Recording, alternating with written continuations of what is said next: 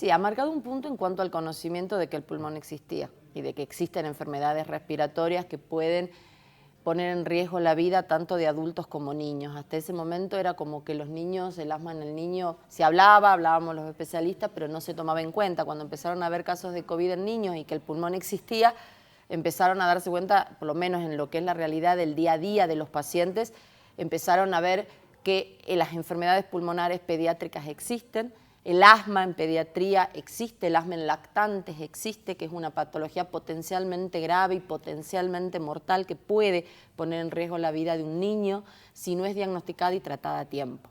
O sea, es una enfermedad alérgica. En pediatría hay unas formas no alérgicas que sean adultos, pero en pediatría el 99% es de origen alérgico, que es una inflamación crónica de las vías aéreas. Esa es la definición de asma. Es una enfermedad que lo que produce es la obstrucción de la vía aérea, como una cañería se llena de sarro y no pasa el agua. Bueno, en este caso lo mismo. El bronquio se inflama, se cierra, el músculo que rodea el bronquio se cierra, el aire no puede entrar y no puede salir primordialmente. Y eso genera dificultad respiratoria, tos, agitación, silbidos en el pecho, despertares nocturnos y potencialmente grave y mortal porque puede hacer que este niño requiera internación y aún su pase a terapia intensiva. Hoy en realidad que está muy difícil la situación de asma, no solo en nuestra provincia, en todo el país, porque los medicamentos, como toda la situación económica, han trepado los precios. Muchos de los pacientes que tenían tratamiento con una cobertura adecuada por la obra social, hoy aún con esa cobertura los padres no pueden acceder, con lo cual es habitual el abandono de la medicación y el reemplazo de la medicación preventiva, que son corticoides inhalados, se reemplaza por salbutamol, el cual no es el tratamiento porque simplemente alivia el síntoma, que es la obstrucción, que es la agitación, y que usado en forma crónica deja de funcionar.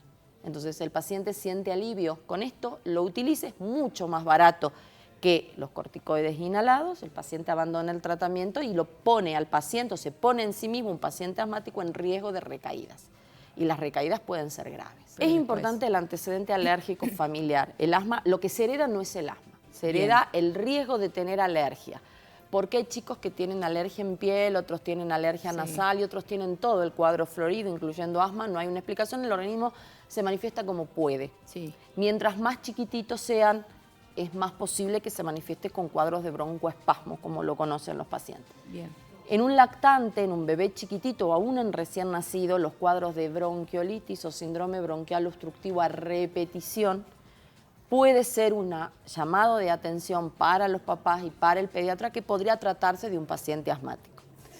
Hay factores que si hay alergia en el paciente, alergia en la familia, uno decir, bueno, posiblemente sea un asmático. Entonces, hay muchos niñitos pequeñitos que tienen un síndrome bronquial obstructivo que no son asmáticos y hacia los 6 años tienden a desaparecer estos episodios.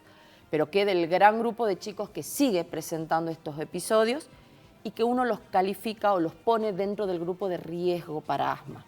¿Por qué? Porque hay muchos chicos que llegan a los 6 o 7 años, estos episodios frenan y reaparecen en adolescencia. O sea, aún en un mismo paciente la enfermedad se puede manifestar de forma diferente y a edades diferentes.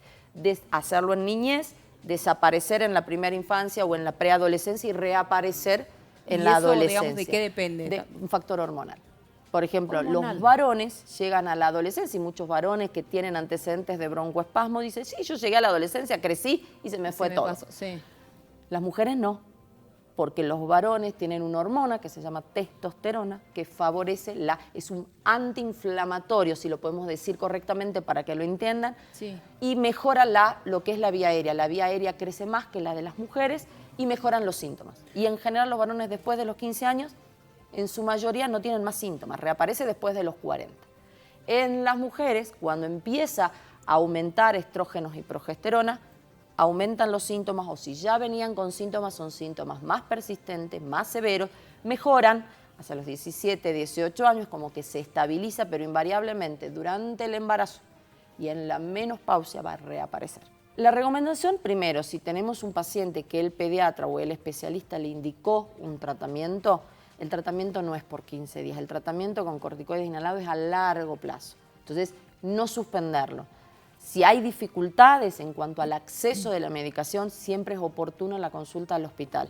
En el hospital, gracias a Dios, Hospital Materno-Infantil, siempre tenemos medicación, siempre vemos la forma de conseguirla. Tenemos un grupo de farmacia que es maravilloso y que se trabaja y que buscamos la forma. Y siempre tenemos el apoyo invariable de los laboratorios, que siempre tenemos muestras, siempre nos dejan. Hay laboratorios que incluso si el paciente no lo puede comprar, se lo entregan en forma gratuita. O sea, siempre hay una forma de conseguir medicación. Entonces, siempre no abandonarla por no poder comprarla, consultar qué otras formas tengo de acceder a ese tratamiento o si hay otra marca comercial más barata u otra forma de tratamiento.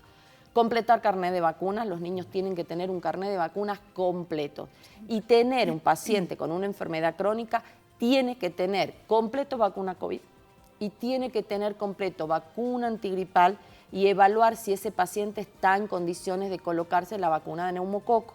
Siempre sale en la televisión y en los anuncios, vacuna, neumococo, pero siempre sale nombrado EPOC, siempre sale el EPOC del adulto, no hablan de pediatría. Entonces, todo paciente pediátrico con cardiopatía, HIV, enfermedad pulmonar crónica, prematura, requiere completar vacuna neumococo. Esa es gratuita, está dentro del plan nacional, se dan en los hospitales, hay en los puestos de salud, hay que completarlo.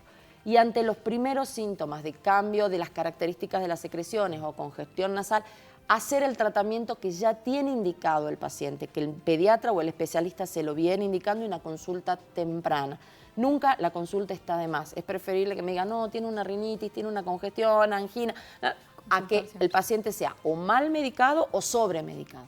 Nunca automedicación, siempre la consulta temprana. Y cumplir el tratamiento, no suspenderlo.